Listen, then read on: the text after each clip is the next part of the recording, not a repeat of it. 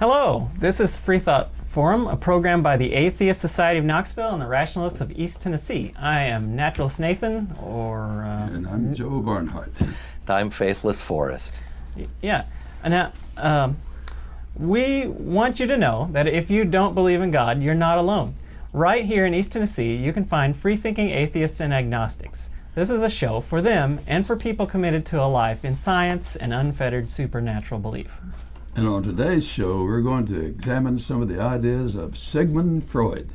But before we begin, we want to tell viewers about the show's sponsors, the Atheist Society of Knoxville and the Rationalists of East Tennessee. That's right. The Atheist Society of Knoxville frequently has a fun meetup at a bar or eatery, and the next meetup is Tuesdays at 5:30 p.m. at a new location, Black Horse Pub and Brewery, 4429 Kingston Pike, Knoxville, in the Western Plaza Shopping Center. For details, go to knoxvilleatheists.org. And when you get to the meetup, look for a silver-jacketed copy of The God Delusion standing upright on the table, like that. And as Matt Dillahunty at Atheist Experience says, everyone is welcome to our happy hour for food, drink, and conversation. But if you plan to preach, proselytize, provoke, or punch, please don't. Okay. Yeah. Okay, the Rationalists of East Tennessee, we have several regular meetings. See our website. It's rationalists.org for details. First and third Sunday mornings of the month are usually lectures with lively round table discussions. The second Sunday, we hold the Skeptics Book Club. On the fourth Sunday, mixing it up, sometimes with potluck get-together in the homes of members, and we have reflection meetings. Later in the show, we will give you our websites to visit for additional details, including times and locations. I didn't bring anything for In the News. Anything for In the News, anyone? All right. Right now. Well, recent shows were timely, but today's show, we're going to jump back about a century or so. And we're going to examine the ideas by Sigmund Freud. And how do you want to kick this off, Joe? Well, let's mention some of his works, the ego and the id. You're the id kid now. All right. Dream psychology, interpretation of dreams, and the essay on his theory of sexuality. Okay, that's just some of them. And civilization, its discontents, and the psychopathology of everyday life. That's some of them. All right, that's our outline here. Yeah, So Freud lived from the middle of the 19th century, 1856, right to like the eve of World War II. He died in September of 1939. So a long life, but it's a period of time when the world was transforming to a more scientific world. If we think about the world 100 years before that, there were still mental asylums and stuff where people were, locked up almost as if they were, possessed by demons or something like that. And I think during his lifetime we saw a real transformation and a desire to, let's say, heal. Yeah. I worked in a mental hospital once. I had a good fortune. It was run by a Freudian. All right. A very open-minded Freudian, and it was a very good education for me to do that. All righty. So you mentioned this theory about id, ego, and superego. Let's expand on that first. We have to, of course, assume there are viewers out there who know nothing about this, so let's be elementary and build on that. Now, they may not know who Joe is either. You taught a lot of this. Well, I taught, right? Had a course in philosophy of mind and psychology, and then I worked with the psychologists and sociologists a lot. All righty. Where did you teach, Joe? At the University of North Texas most of the time, also in All right. California, and even here in Tennessee 1 year. I think you spent a little time in Boston, you said? I went to Boston University and Harvard, yeah. Oh, that's where you were schooled Educated, yourself. yeah. Ah, all right. I did some work up there too, but All right. yeah, I worked in a mental hospital up there, as a matter of fact. So you're kind of our expert. Well, no, I've just had some experience. All right. Yeah. Well, we're gonna grill you, and hopefully we'll go home learning more. Let's jump in. Well, let's start with the id, because what I think Freud was getting at is we have an incredible amount of energy, and much of us is disorganized, and it's intensive and instinctive drive, libido. It's the demands of pleasure, and that's what you call the pleasure principle sometimes. That includes avoiding pain and seeking excitement. And you have in that, of course, since it's in itself somewhat non-rational. We won't call it irrational, just non-rational. Non-rational. What I read I'm gonna about write the that id, down. is that it's like totally subconscious. Yeah, Right. So we can't really actively contact the id or control it very well. it's the body coming alive. So it's like animal instincts? Yeah, it's very much like instinct. I've got 2 dogs and a cat I live with. You can see a lot of id kid there. So, does the word id have like a Greek or Latin root that is meant to be evocative that might help me or viewers remember I that? have to look it up. Idios is all I can remember, but I'd have to look it up again. So, is that a Greek word? And, Oh, yeah. And what does it mean? Well, it just means, basically, it's just like the word self. Okay. I mean, it's just like a drive, Okay. and it implies in it conflict and no judgment, no morality. It's just discharge. It doesn't have any rational direction in itself. That's not part like of a whole lot of high-level thinking there. Exactly. I would assume that there's an element of immediacy to it. then. Immediacy is a good way to put it. Yeah. Yeah, but these are his theories, or I mean, kind of, right? But they've been around a long time. So, Oh, that's part of. If without the id, we wouldn't be alive. but it's still a useful concept today. Very useful. Okay, there's a distinction here. Joe was talking about the id, assuming it exists. Nathan was talking about it as if to say this is a concept that is relatively recently, meaning Freud's time, defined and given a name. Yeah. But I'm guessing it hadn't really been defined until Freud. Well, Freud was the one that made it a popular word, or became popular after Freud, certainly. And but it was what Freud was trying to say is that we are animals, and we have all these animal instincts and urges and drives. So there's a naturalistic explanation. Naturalistic, not a supernaturalistic. As opposed to, in maybe the 18th century, there would have been more supernatural descriptions of things like this, Freud that people are motivated by the devil or no, influenced by the devil, stuff like that. No. So this is a change towards a natural worldview. That's a good way to put it, yeah. I guess they would have called it their spirit or something, right? It could moved be. them to feel a particular way. Yeah, and the word spirit in Greek means wind or breeze, so you can see Freud, if we're very spirited in that sense. We have drives and wind, and it shifts like the wind. All right, but it's not the supernatural, Not supernatural, no. intentional kind of No, thing. not intentional. It's a good way to put it. All right. The ego is where you get intentionality. All right, so we're moving on to the ego now. And that's where you have, you got to come to terms with reality. You got all this drive and id and all this energy and all this passion. All right. And you got to have direction, because there are walls out there you're going to run into.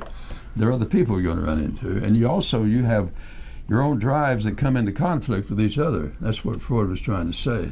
So the id is something like, is just wild energy, and the ego is structure. So the id could want to have its cake and eat it too, for instance. Yeah. All right. That's why I call it the id kid. I'm going to cough here. Maybe So I'll get my microphone muted. Yeah, with the ego, Sorry about that, viewers. with the ego, you begin to get structure and order, and that's the reality principle. That's where all these passion and drives coming from us have to come in terms with each other and with other people and with the world of gravity and all kinds of other, you can run as fast as you want to, but there are trees out there. All righty. Some of the notes I've made so far are pretty sparse. I've written structure and order, but Principle of reality coming into play here with the ego. all right.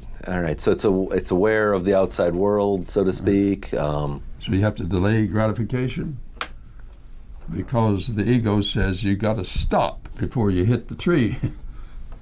And if you want to relate to other people, you have to control yourself, learn to listen, and interact. Yeah. So when I looked it up, I mean, just on the general Wikipedia of all things, they listed judgment, tolerance, reality testing, which Yeah. is what is this really going to work? Control, planning, defense, That's good. synthesis of info is taking care of the Synthesis. ego. But they said it was kind of halfway in and out of consciousness and subconsciousness, so that I guess the ego is kind of a layer that connects the subconscious id, to Yeah. our higher level. Because higher level. after all, we're all one person, so it's interacting.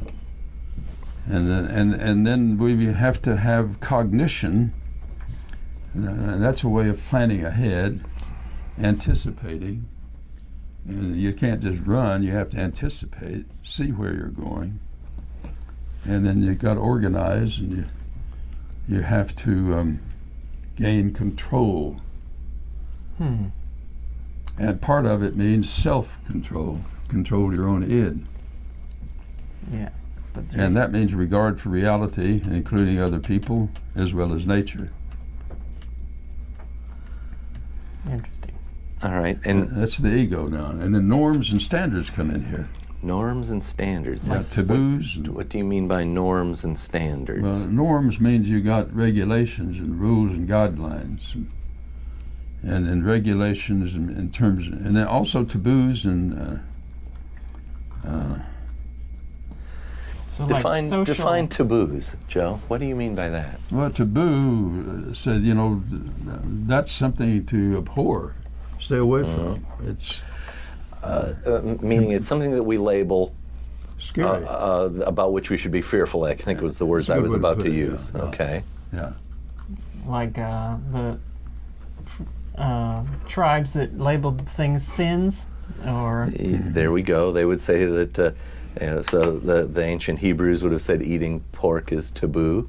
and shrimp. Watch out. And God doesn't like that. Yes. And some things, some kind of foods are taboo because they are bad for you.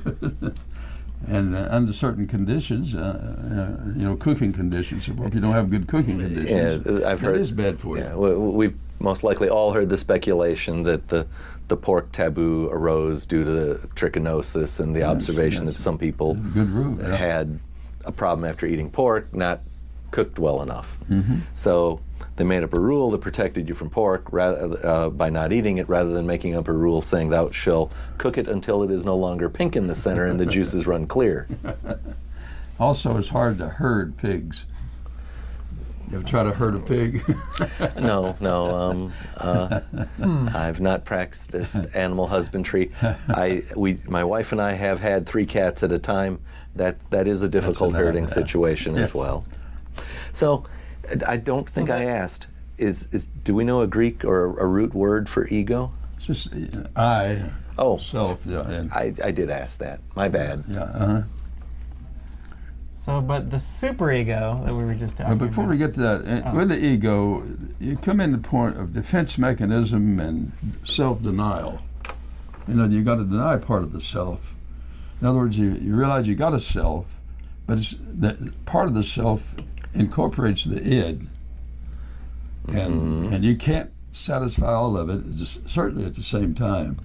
So the ego is holding the reins, as it were, like on the horses. Like you got to control the animal instincts. Exactly. So when I was in church, they gave me some words that I think maybe corresponded, right? Mm-hmm. So they called.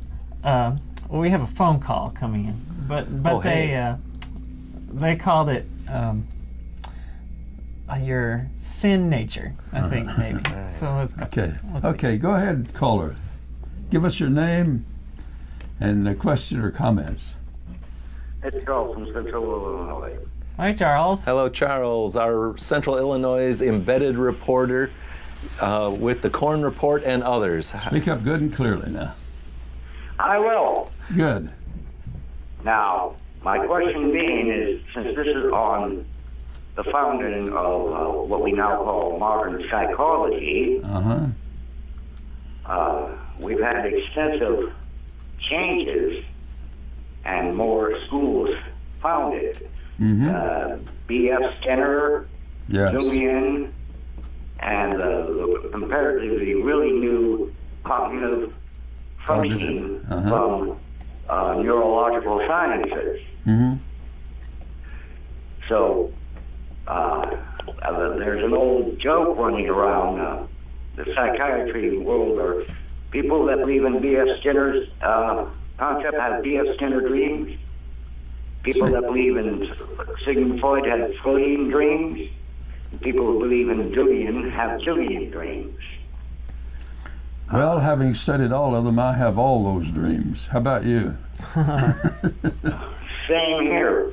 It all depends upon which school of thought that you believe in or accept as true. Oh, interesting. However, So Charles, we have to assume there's at least one viewer out there who doesn't know what B.F. Skinner is all about. That's a person's name, but he's associated with a school of psychology. What might be the characteristic of that? the Behaviorism. characteristic of that is that when a baby is born, there are tableaus, tabula rasa. They have no embedded psychological predispositions or biases or anything of that nature. So And that the is phrase all you use, formulated as they grow up and impressed upon them from their local environment. so the phrase you used, I assume that's Latin, and do you know the English? Tabula rasa, yeah. Blank slate. Blank slate. Blank sheet. So the implication for the Skinner school of thought is that we learn our behavior. They emphasize very much learning and how the environment reinforces learning. Yes. For instance, I have no problem with people being indoctrinated into certain conceptual ideas, but one of the worst problems is that the society will often have extreme biases against other people. The problem with that is that as far as every recorded history we can find, the dominant society has biases against minorities and other people. So if we don't have any innate biases when we're born, why did we come up with it in the first place? Well, I think you can put Freud and Skinner together. I don't think Skinner was simply saying you can't learn anything from Freud. His book about behaviorism is very open-minded, in my opinion. And he is not a blank sheet psychologist. He doesn't think you start off with a blank sheet. After all, Skinner understood you had a biological makeup, and you didn't simply learn to urinate, you already do it. You aren't just reinforced by an outsider. In other words, you already we're have. talking about statements of that nature, the physiological and so forth. Sexual drive is We're the talking same about thing. concepts of innate behavior on the Christians that always say that, well, Christianity is always right. And if you point out things that we do wrong, well, then you're a liar, or you're just want to sin, or something like that. The Muslims will do it, especially the right wing of the Muslims, the right wing of the Hindus, and the Shiites, and just about everybody else will do it. Okay, let's get on to the superego before we forget. Well, so- I think we got a few things to discuss here. Go yet. ahead. Charles? Yeah. So, with Charles, so it sounds like you're talking about just kind of human behavior that turns into prejudices and biases and like a tribalism kind of effect. Is that right? Yes. Yeah. After all, we were tribal for hundreds of thousands of years before we started forming anything that resembled nations or kingdoms or anything like that. So I think B.F. Skinner's concept of being open-minded about some things, we don't know what the psychological state of mind was, 25,000 years ago. What groups were predominantly biased and or non-biased or anything like that. All we have is what we have available from written records. I think to be fair to Skinner, he's trying to say that we do he's a behaviorist, but he does not ignore the cognitive aspect of human behavior. We don't just react, we act. And by acting, we are reinforced, and we are a species that has a language, which is learned, of course, but language itself is part of who we are, and that's where we greatly distinguish from some of the lower animals. Now, all animals have some language, but we have an incredibly complicated. Our vocalization is very, very, very different from the nearest Yes. vocalizations of other That's animals. an amazing difference. Now, but to explain, but to explain the behaviors that humans have, I mean that's kind of like a science, right? We're exploring and we're trying to come up with a theory and then test it if we can. So Freud's ideas, were attempts to make naturalistic explanations, Exactly. often by kind of reviewing people's lives, interviewing them. B.F. Skinner talked about behavioralism because behavior is something that's observable. You don't have to ask. Freud's method involves asking people about their previous experiences. Now, It has the peril that the people may not be truthful. Yeah. Behavioralism is primarily involved with behavior that can be observed and therefore also quantified, like how long does it take a pigeon to learn to peck a cross pattern on a target versus circular patterns if they get rewarded by food with the cross pattern and not the circular. And by setting up a standard way to do a learning experiment, they could then test different methods of encouraging or rewarding or punishing learning.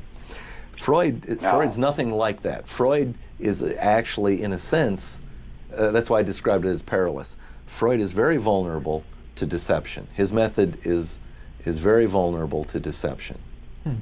Well, People will lie about themselves and not even know or not realize. And yes, there's I think deception you of have both to- kinds. I think you have to put Freud and Skinner together, because Freud and Skinner, I think, understood too We are not like pigeons and rats. Now, he studied pigeons and rats, especially rats. But he also understood that what reinforces human beings includes language and our interpretation of our environment in a way that animals cannot, because of our language and our social interaction. Now, they have their way, of course, but we have language as part of our environment, and it is physical. You hear it. Yeah. The act of speaking is objective. We can hear Exactly. that people are speaking. The truth Now, value one of what the they things speak that about. I'd like to point out is that the modern researchers are beginning to look into the physiological structures of the brain and how they work, how they interact, how brain patterns are very, very, very complex, but certain patterns will dominate for very specific stimuli across most of our species. For instance, if you show a snake to the vast majority of human beings, there's a very specific pattern shows up of this thing might be dangerous. Yeah. So that is something we inherited from our previous It's very primitive, yes. ancestors. I don't know that we can be sure that of that. We could have learned that as well. How would you test? You would need Well, to. one of the things they did do is that they found monkeys that had never been out in the wild ever. Not them, not their parents or their grandparents. These Okay. were born and raised in captivity. And they showed them a snake, and they reacted with fear. Now, they have no conceptual concept of what is that a snake would be dangerous, because they've never seen one in their entire lives, nor have their parents. It's a strange animal. Yeah. So I think Yeah, it's a strange animal. And thus It's the. a very specific fear response in the brain that is very much like they find in our brain, because we both of us being primates. Alrighty. And in fact, so they actually addressed the kind of issue I was going to raise, and that is that it's intrinsically hard to do this kind of tests on humans because you're not allowed to experiment on humans and say, well, we're going to raise a bunch of humans in cages where they're never exposed to snakes, for instance. But we that's have kind done of You that. can't do that. We have done that to other primates, and some of us, and there are arguments about the morality of actually doing that. sure, but yeah. you know, it's been done. But this would be behavior, like you would call it, programmed into the DNA, that actually becomes structures in the brain that can somehow register input like snake shapes and translate that into a fear response. So I guess though that still would fit into Freud's theory of that's part of the id. Yeah. That's part of, there's nature and nurture, and so that would be good part of point. the nature, and then nurture would be anything we like. So in the psychology class I had in high school, we talked about learned behavior and instinctive behavior.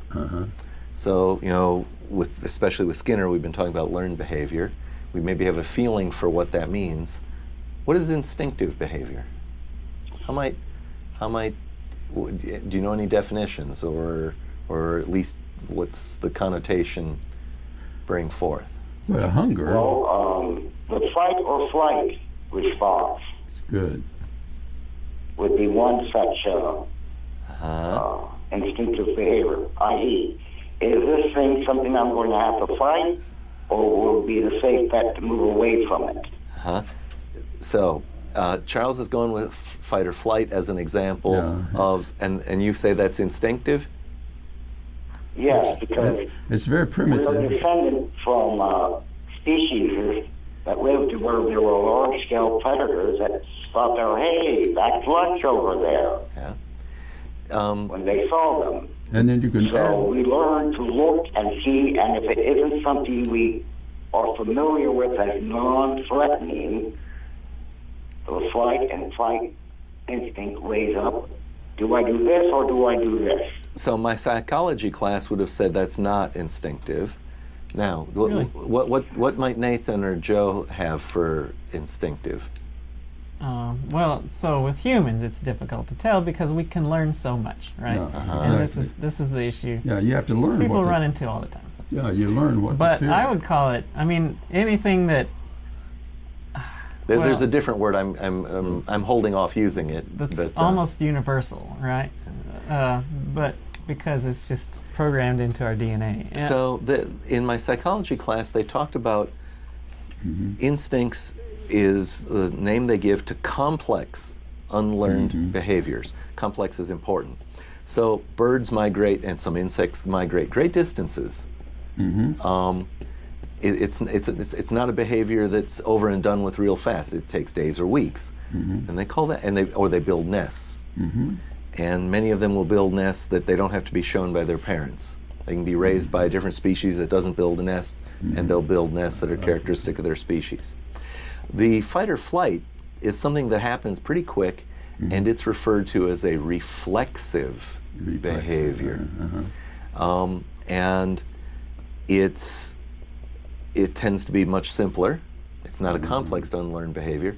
It's a simple behavior. You know, when we're startled by a loud noise, our heart rate will pick up, some adrenaline will get dropped into our bloodstream, so that if we need to run, we're ready to do so. These things they refer to as reflexive. So there's really three now. We've got reflexive, which are sort of simple, immediate, real immediate things. Instinctive, unlearned, complex, Unlearned, good. and then what's left over is learning.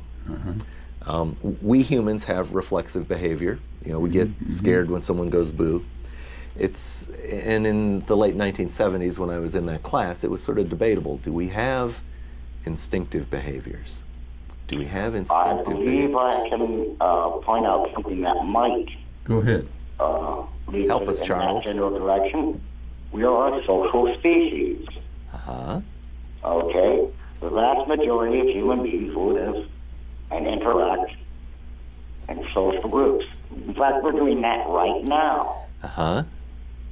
So, well, I think it is instinctive in us as we evolved as a social species to have social groups and societies. We've mentioned tribalism. So I think that It's good. such things are instinctive with our species. So the formation of societies, you're going to assert, is perhaps an instinctive behavior. Be it a small society, a very small tribe of, say, 20 or 30 people, or a large group like, say, the ancient kingdom of Egypt, or probably called Chem, which had the largest population in the entire Middle East for over 1,000 years, to places like the United States, where we have regional groupings, the South, the Northeast, California, and so forth. And for instance, there are those people who say, if you don't know what grits are, you're We not know. a true American, which I Yes. find very strange. I don't know what. I didn't hear what word you said. It involves a naughty word. If you don't know what Grits. grits are, Oh, grits. G-R-I-T-S. I just didn't hear the word grits. Yeah, sure. yeah. Some people actually eat them. Just half with grit. butter and salt. I don't know. Anyway, Okay, now let's get to the superego. So Charles, let's thank you Thanks. for contributing. It made sure we get to some of the things that we might not have. Yeah. Okay, All right. bye. Goodbye. So what does Freud mean by the superego? So super means above. And it means internalized cultural rules. We are born into a community, and that community has already rules been going, and we have parental rules, guidelines, expectations, and these gradually become internalized, so they become our rules. Yeah, I was an older child in the family, and I looking back, I realized I learned to internalize so that my parents could use me to help with the younger siblings. Okay. And then I had cousins who had internalized, and they helped enculturate me into the community. And I felt very lucky to have that. And they helped then to delay gratification so that you can live with other people. You can't just do what you want to all the time, because you have to come into contact with other people who also want to do things. So you have to learn to work together, and that's called delayed gratification. So the ego is still, in a sense, it's a negotiator. It's almost like a community of one entity, and the superego is aware that there's a larger community. Yeah, that's a good way to put it. And so it's a way to group at least behaviors that are community related. But that sounds like complex behavior. So it is. Yeah. Charles thought maybe that would be instinctive. Yeah, I think that's I think he's found a good argument. I'm going to be pondering on that. Well, you could say this: we have an instinct to be reinforced by our social environment. Otherwise, we wouldn't be here. The way I think of it, though, all of it, as far as brains and our chemistry and genetics works, is I tend to think of it like preferences. Like, I prefer to eat, cookies instead of broccoli or something. So that seems like a very simple kind of a reactive thing. But deep down, there may be other preferences that say, your brain says, I like to learn. So when you learn a new thing, I've heard your brain can actually release a little bit of Endorphins. Endorphins, yeah. So, similar to eating something that tastes good, learning something that learns well, it fits well within your brain, is sort of automatic, and I guess it would be part of your id, right? Sort of subconscious. Well, that's so interesting. Richard Feynman, famous physicist, had written a book called The Pleasure of Finding Things Out. It's a kind of a fun sentence construction because it's grammatically a little bit deliberately awkward. The pleasure of finding things out. Discovery, yeah. It's like to go boldly go. Where no thought has gone before. That's right. And I get the feeling that social media actually taps into that, and our phones, because all you need to do is scroll a little bit and you learn something new. You find out a new thing all day long. Yeah. So. And the unconscious mind then is the id still operating, and then it's been infused by the superego and the ego, but it's still the unconscious is the id working.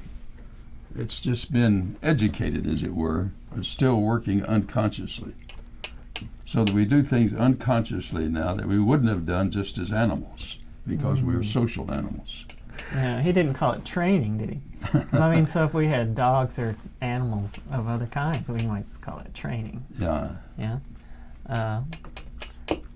But learning is... Well, all of us have had mothers and fathers and aunts and uncles who did a lot of training for us. And common sense has a double meaning.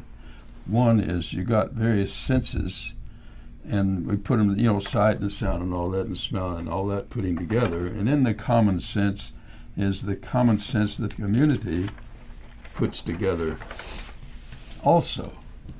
And we call that, both of them we call common sense. Yeah. So Nathan has pointed out that we've got about 20 minutes left. It's maybe time to do our mid-program break. Sure. So I'll go ahead and do that. In case you're tuning in, this is Freethought Forum, a program by the Atheist Society of Knoxville and the Rationalists of East Tennessee. Freethought Forum is funded jointly by them and by individual contributions. That's right. And we have moved. This is our new regular time every Wednesday, 6:30 to 7:30 p.m. Eastern Time on Knoxville Community Access TV Channel 6, 1299 or 193. That depends upon your local cable network. Tell your out-of-town friends to see our streaming online ctvknox.org. Today's show is live. It is the 18th of July, 2018. And you can call the number on the screen and speak with us. We're going to take a short break. Please watch these informative videos about our sponsors. If you live in or around the Knoxville area and are questioning your religious beliefs or simply believe in one less God than everyone else, well, you're not alone. The Atheist Society of Knoxville is a fun and friendly group of people just like you that meets twice a week at a bar or restaurant. We meet every Tuesday night following the show. You'll find our group either inside or on the patio. Look for Richard Dawkins' silver-jacketed book, The God Delusion, standing upright on the table. But if you plan to preach, proselytize, provoke, or punch, please don't. We all question what we believe at one point in our lives. If this is the time for you, come join us for food, drink, conversation, and fun. Do you find stories of talking snakes laughable? Do you prefer the scientific method over supernatural beliefs? Are you concerned about religious leaders and organizations imposing their values and rules on your body, your family, and the rest of our society? Well, take comfort in the fact that you're not alone. The Rationalists of East Tennessee meets for fellowship and provides a forum for people who support skeptical thinking and rational discussion of these and other issues. To find out more information or to find out about our next meeting, visit us on the web at www.rationalist.org. The Atheist Society of Knoxville, or ASK, meets one or more times a week. We have evening meetups for fun, food, drink, and conversations. Find us online on knoxvilleatheist.org. The purpose of ASK is to supply a venue for community, camaraderie, and outreach to atheists, agnostics, freethinkers, and other like-minded persons in the East Tennessee area. Next Tuesday meeting is 5:30 p.m. As of March the 6th, we have moved to Black Horse Pub and Brewery at 4429 Kingston Pike, Knoxville, in the Western Plaza Shopping Center. From the Rationalists of East Tennessee website, upcoming events are a video and discussion. I guess it must be the 1st of August, is a DVD presentation from the Skeptics Society Distinguished Lecture Series by Dr. Paul Zak, titled The Moral Molecule, the Source of Love and Prosperity. A revolution in the scientific study of good and evil. Dr. Paul Zak's lecture, based on his book, The Moral Molecule, answers such questions as, why do some people give freely while others are cold-hearted? Why do some people cheat and steal while others you can trust with your life? Why are some husbands more faithful than others, and why do women tend to be more generous than men? Could the key to moral behavior lie with a single molecule? I bet there's more than one of them. From the bucolic English countryside to the highlands of Papua New Guinea, from the labs in Switzerland to his campus in Southern California, Dr. Zak recounts his extraordinary stories and sets out for the first time his revolutionary theory of moral behavior. Why, we've got yet another kind of behaviorist, I guess. It's called reductionism. All righty. Oh, yeah. Well, I like that. Or emergent. Well, it goes hand in hand with emergent behavior. Emergent phenomenon, I think. Anyway, the RAT Skeptics Book Club meets the second Sunday of the month. The book for August is The Truth About Animals by Lucy Cook. The time is 2 p.m. to 4 p.m. The location is Books A Million, 8513 Kingston Pike, Knoxville. You need not have read the book to attend, but of course it helps. And you can see therationalist.org for programs and meeting times, locations, and a list of future books. Good. All right, well, let's go back to the program. I think you wanted to say some more about the superego. Superego. Yeah, here we have the internalization of cultural rules. In other words, social interaction has been taking place to invent, create, and sustain various rules and guidelines, and that includes language and grammar. Mm-hmm. And the superego is just a word to emphasize that who we are incorporates a great deal of this social interaction. And this is a vehicle of tradition. This is how traditions get developed partly, is through all this So like churches. churches and institutions of various kinds, sure, schools, all kinds of organizations. And language itself is a part of a tradition. So the Social acceptability is a good example. The superego contrasts with id in that the superego is very deliberative. It's our most deliberative self. Yeah, it's partly what we have invented by social interaction. When you say we've invented, do you mean Language. Well, I was about to say, do you mean the invention of society? Would it be the invention of mere tribal behavior? Well, yeah, when you have behavior, you already have rules. And I meant group behavior. Your group behavior, of course, yeah. And what's acceptable and what it means, what it communicates. So if you're going to do warfare, you have to distinguish who's doing what. Yeah, the way I understood the id, the ego, and the superego was a little bit different, I think. Go ahead. So since we're talking about superego, I got the idea that is more of a aims for ideals, like some kind of perfection, right? That may be really long term, off in the distance. So, like if you have culture that says we just want to have healthy people or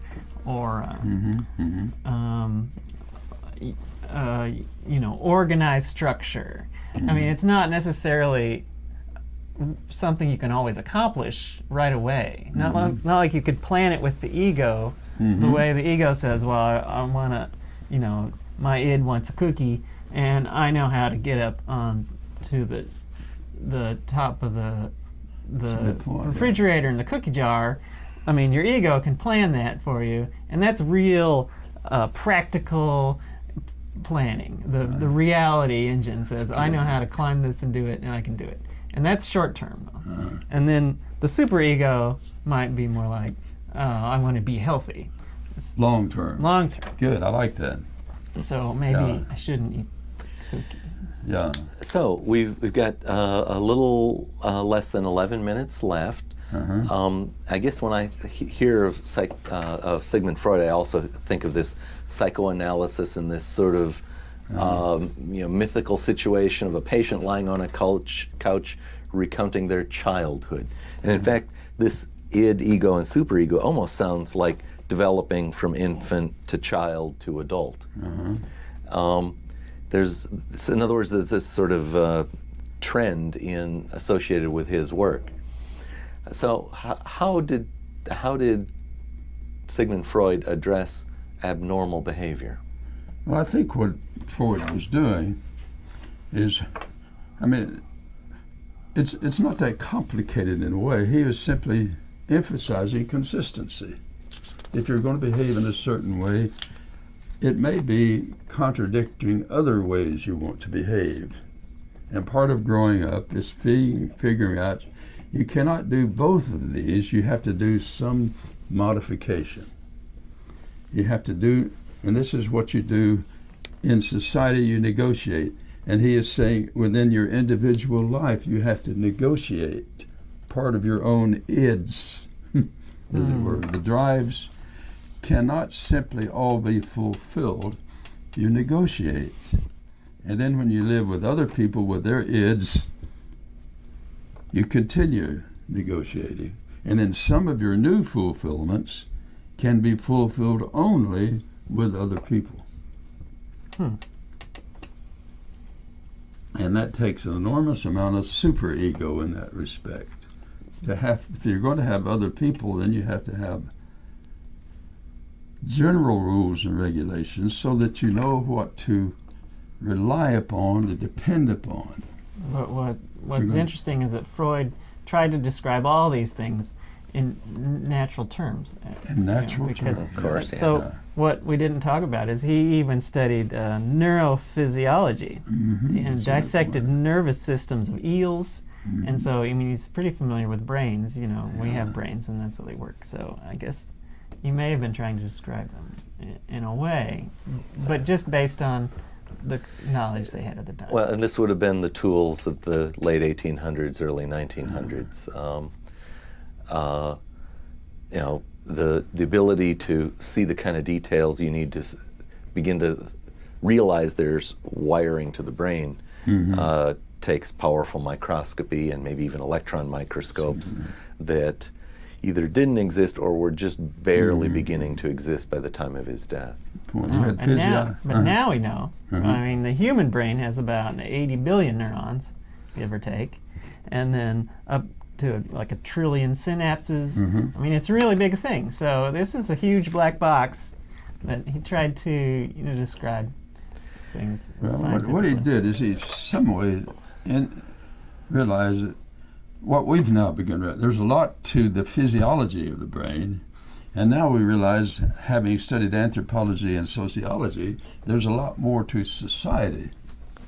So we have to interact in both ways, and the ego was the mediator, as it were. So, 8 minutes left, viewers. There's still a chance for one of you to call. Joe, on your notes here, you talked about interpretation of dreams. I don't think we've touched on that No, we haven't, significantly. So, let's. We got about 5 minutes to burn on it. Well, I think Freud was, and by listening, what I admire about Freud, he learned to listen to his. Sometimes I go to doctors and I want to say to them, by the way, you've got 2 ears. Try using at least one of them. And Freud listened to his clients, and he learned from them. And he taught them to listen to themselves too. That's the amazing thing about him. Okay. And he says you learn from each other. So, this interpretation of dreams, this is a book he wrote. Okay, he listened Can we expand on this book a little more? He says, let me listen to your dreams, and then you listen to your own dreams. And what are they trying to tell you? What are you trying to tell yourself? Now, that's a strange way to talk, but he is trying to say the dreams aren't just there, they're problem solving. And what's the problems being solved? Now that's interesting. So I've studied some AI, artificial intelligence, okay, and they are coming up with a lot of different methods to analyze things and find solutions. But we have a caller right now. Okay. All right. Okay, caller, go ahead. Caller, give us a name or a nickname, please. Michael. Loud. Hello, Michael. We don't have much time, so give us your comment or question, please. So I'm on the air. Yes. Yes. Jim, I've not got time, and y'all don't have much time left on the show anyway, so we can't get to, and I don't want to debate, but I just want to let you know, for all 3 of you gentlemen, I'm going to be praying for you, and it just saddens my heart to see y'all on here each week. Okay. And I don't know why you have so much hatred towards our Creator. And I just don't understand, where do y'all think that you came from and originated? Okay, well, thank you for calling. And it's not too late, man. Just look at it open-mindedly. And when you come to know the Lord, Okay, well, thanks a lot. Yeah. Michael, please call back in the future when we can work on this in more detail. Yeah, we would appreciate you doing that when we got more time to deal with this. Yeah, and thank you for being concerned about us. Yeah. But for your benefit and the benefit of other viewers, we don't think that Yahweh is real, and we think that the question about the reality of Yahweh is real important, that there's a truth value to that, and our conclusion is that it's not real, and that means that there's things in life that we're going to make different decisions about. Yeah, we can disagree without hatred, and that's an important distinction. All righty. So we got less than 5 minutes left, and we were talking about the dreams. And I remember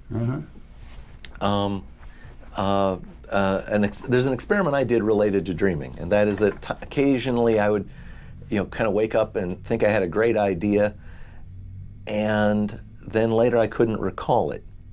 So I'd put a pad of paper next to the nightstand, and then it happened. I kind of woke up and thought, I had a good idea, and I turned on the light and got the pen out, and I couldn't write it. And what I realized is not that I had a great idea, is that my ability to judge the quality of my ideas was impaired by being asleep. It just There seemed was really good. there was no good idea there. There wasn't even a coherent idea there. Yeah. And I think as I emerged into wakefulness, the remnants of the idea was there, but I could now look at it and say, that was a mishmash. It didn't even make sense. No, I kind of wish you hadn't hung up on the caller, Joe, but We can't undo it now. We can't. So I was getting into AI though, and Yeah. it's kind of, a lot of it's based on the way our neurons work, and I believe those all evolved. Science says they evolved, and they kind of learned to model reality. What the interesting thing that neurons do is they can react to reality, like a microorganism, following the light or running away from it, and then when you get enough neurons together, they can start making predictions, and then when you get enough together, like our brain, and they're just conveniently organized with the right chemistry, they can start learning and modeling reality. So they can predict the future in a way. And because that is in a way what modeling the natural world is predicting. It's so that you can behave in a way that maximizes your chance of leaving offspring. Yeah, and Freud called it reality testing. I have an idea, I test it, did it work? That's a good model. So we do the same thing with artificial intelligence, and these computers can do really amazing things, just like humans. They can have layers of neurons, and the code, the very basic preferences we give them, can work like the id.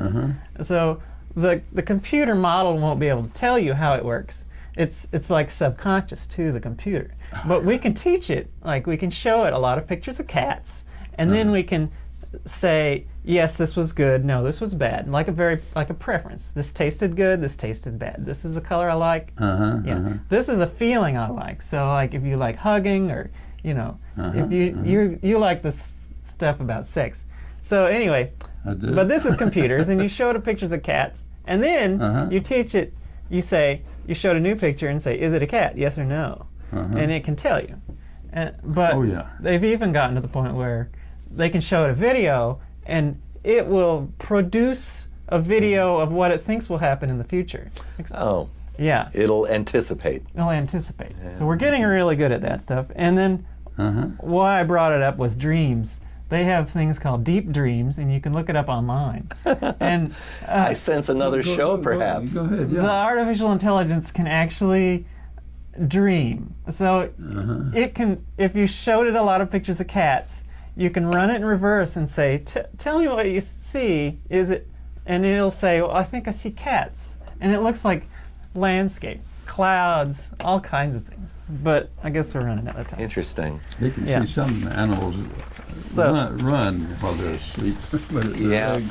So anyway, this has been it's about time. It's about time to start wrapping things up and get your pen and paper. And this has been Freethought Forum by the Atheist Society of Knoxville, Rationalists of East Tennessee. And you can give us feedback, if you would, by emailing us freethoughtforum@yahoo.com, or on our Facebook page, Freethought Forum Knoxville.